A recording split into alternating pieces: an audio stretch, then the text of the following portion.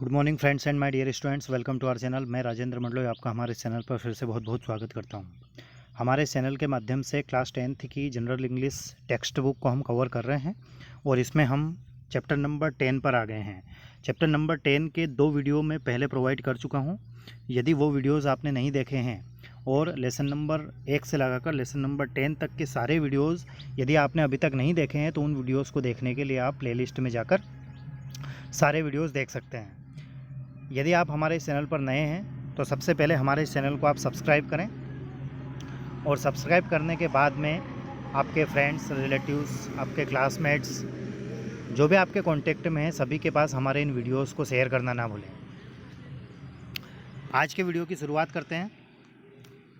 अभी तक हमने lesson number 10 the tribute second को अच्छे से हिंदी एक्सप्लेनेशन करने का प्रयास किया है और अभी तक हमने यहाँ तक पढ़ा था कि बाबुली नाम का जो लड़का है वह जहाँ वो जॉब करता है भुवनेश्वर में, वहाँ से अपने गांव आता है और वहाँ पर तीनों भाइयों के बीच में घर के सारी वस्तुएं, ज़मीन जायदाद सभी का बंटवारा होना है। तो वो पार्टीशन के लिए वहाँ पर आया है। अब बंटवारा होना था, ठीक है।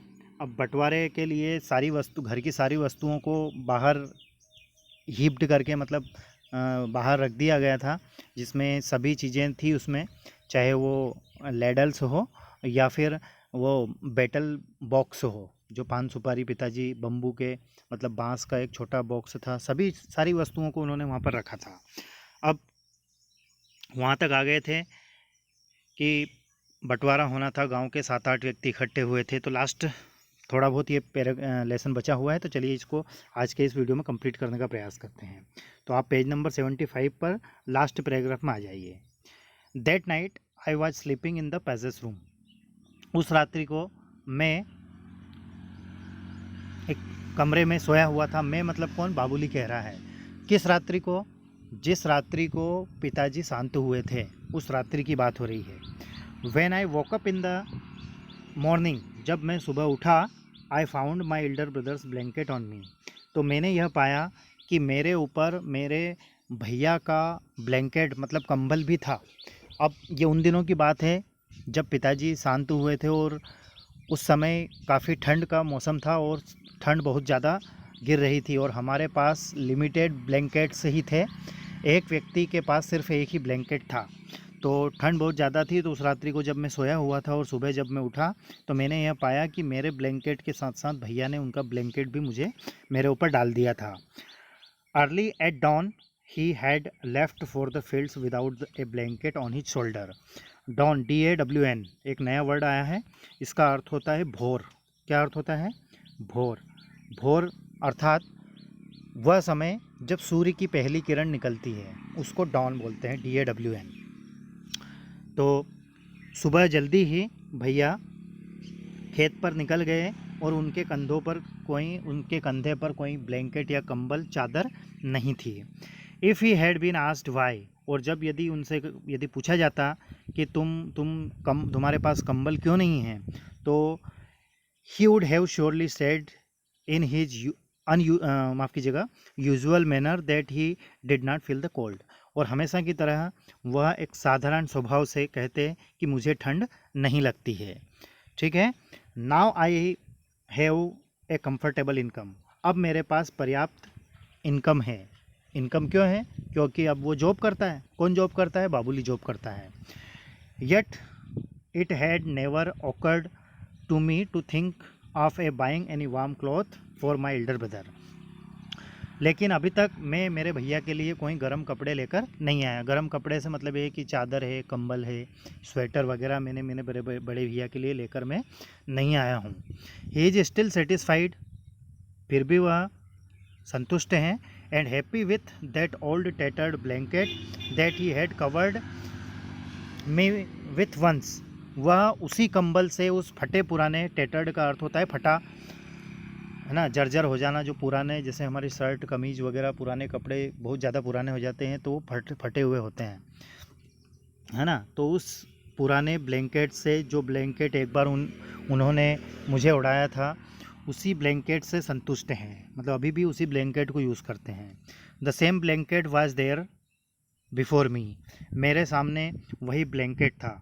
अब नेक्स्ट पैराग्राफ पर आ जाइए। यहाँ पर एक चित्र बना हुआ है जिसमें हम ये देख रहे हैं कि यहाँ पर बाबुली के बड़े भैया और बाबुली दोनों खड़े हैं और बाबुली के भैया खेतों की तरफ इशारा करके उसको कुछ बता रहे हैं। तो क्या बता रहे हैं आगे हम स्टोरी में आगे देखेंगे कि आखिर यहाँ पर हो क्या रहा है, ये चित्र क्या बयां कर रहा है। विथ ऑल अदर थिंग्स, मतलब जितनी सारी वस्तुएं थी वहाँ घर की, उन सारी वस्तुओं के सामने मेरे सामने ब्लैंकेट भी था। कौन सा ब्लैंकेट? वही ब्लैंकेट जो भैया ने उस रात्रि को मुझे उड़ाया था। आई स्वेड विद द कोल्ड, यहाँ पर एक नया वर्ड आया है SHIVER, स्वेर। इसका अर्थ होता है ठंड में कांपना। तो मैं ठंड में बुरी तरीके से कांप रहा था।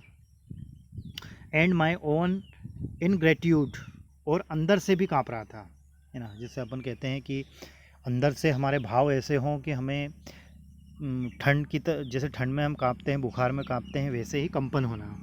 The process of division was finally over. अब बंटवारे की जो प्रतिक्रिया थी वह पूरी हो जाती है, बंटवारे की प्रोसेस कंप्लीट हो जाती है।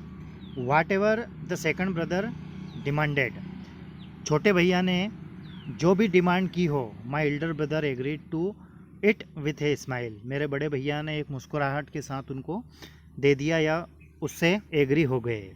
मतलब छोटा भाई जो भी सामान की उसने डिमांड की, मेरे बड़े भैया ने मुस्कुराते हुए उनको दे दिया। My second brother proposed to buy the share of land that was given to me and offered 18,000 rupees as the price. मेरे छोटे भाई ने,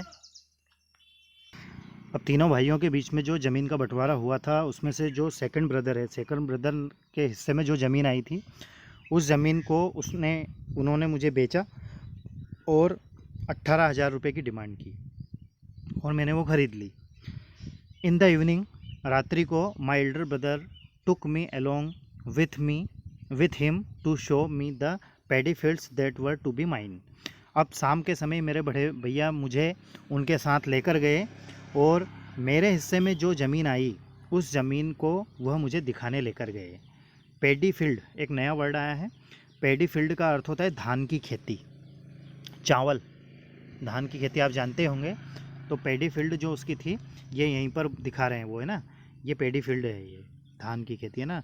तो मेरी जो ज़मीन थी वो बड़े भैया मुझे खेत पर दिखाने लेकर गए। आई क्वाइटली फॉलोड हिम, चुपचाप मैं उनको फॉलो करता गया, जिधर जिधर वो मुझे लेकर गए वहाँ वहाँ। We moved from boundary to boundary, हम खेत की एक मेड़ से दूसरी मेड़ या हमारी ज़मीन की जो भी सीमाएं थी वहाँ तक हम गए। एवरीवेयर, सब जगह, I could feel the imprints of his feet, जहाँ जहाँ भी मैं गया मैंने वहाँ पर उनके पैरों के निशान महसूस किए। हिज पाम, उनकी हथेली, पाम का अर्थ होता है हथेली, एंड हिज फिंगर्स, और उनकी उंगलियों को। On the bosom of paddy fields sparkled the peals of my elder brother's sweat, यहाँ पर एक स्वेट नया वर्ड आया है, इसका अर्थ होता है पसीना। क्या होता है? पसीना। तो वो कह रहा है कि पैडी फील्ड्स में जो फूल खिले हुए थे उन फूलों पर मैंने मेरे बड़े भैया के पसीने के चमकते हुए मोतियों को महसूस किया है। ठीक है, मतलब अंदर से अपने भैया के लिए जो रेस्पेक्ट है वह शब्दों में वो बयां कर रहा है। He was showing me the fields, वह मुझे खेत दिखा रहे थे, मेरी ज़मीन दिखा रहे थे। As a father would introduce a stranger to the family member, जिस प्रकार से कोई पिता घर में यदि कोई नया मेहमान आता है तो फैमिली के सदस्यों को उनसे परिचय करवाता है, वैसे ही मेरे बड़े भैया मुझे मेरी ज़मीन को दिखा रहे थे या ज़मीन का परिचय करा रहे थे। In the morning I was to leave for Bhubaneswar, अगली सुबह को मुझे भुवनेश्वर जाना था। I had no courage to meet my elder brother, मुझ में इतना साहस नहीं था कि मैं मेरे बड़े भैया से मिल सकूं। Before leaving for the bus stop छोड़ने से पहले, I had handed over the slip of paper to my elder sister in law, bus stop छोड़ने से पहले मैंने मेरी बड़ी भाभी के हाथ में एक पेपर की स्लिप दी जिसमें कुछ लिखा हुआ था। Which had the details about my share, जिसमें मेरे हिस्से में बंटवारे में जो भी चीज़ें आई उन सब का की डिटेल लिखी हुई थी। Writing on the blank side of that slip, और उस स्लिप में जो ब्लैंक साइड थी वहाँ पर और कुछ लिखा हुआ था। I had asked her to deliver to my elder brother and stealthily slipped out of our house I had written।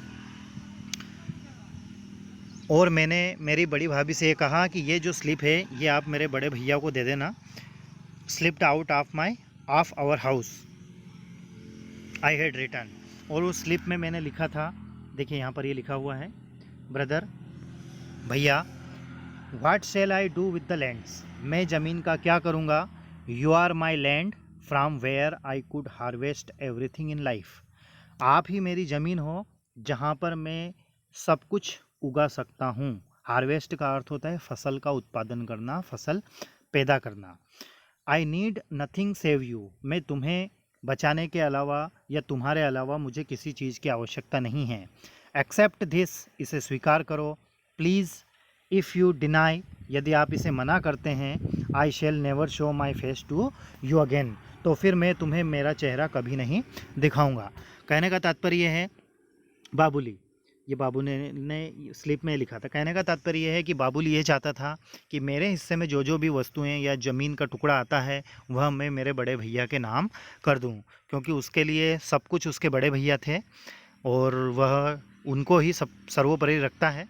तो इस लेसन में हमने ये सीखा है, पिछले 3 वीडियोज़ में हालांकि कवर हुआ है, इस लेसन में हमने ये सीखा है कि छोटे बड़ों का किस प्रकार से सम्मान करते हैं, या एक जो जॉइंट फैमिली होती है, संयुक्त परिवार में किस प्रकार से रहना चाहिए, बड़ों को छोटों के साथ किस प्रकार से व्यवहार करना चाहिए, और छोटों का भी फ़र्ज बनता है कि वह बड़ों का सम्मान कैसे करें।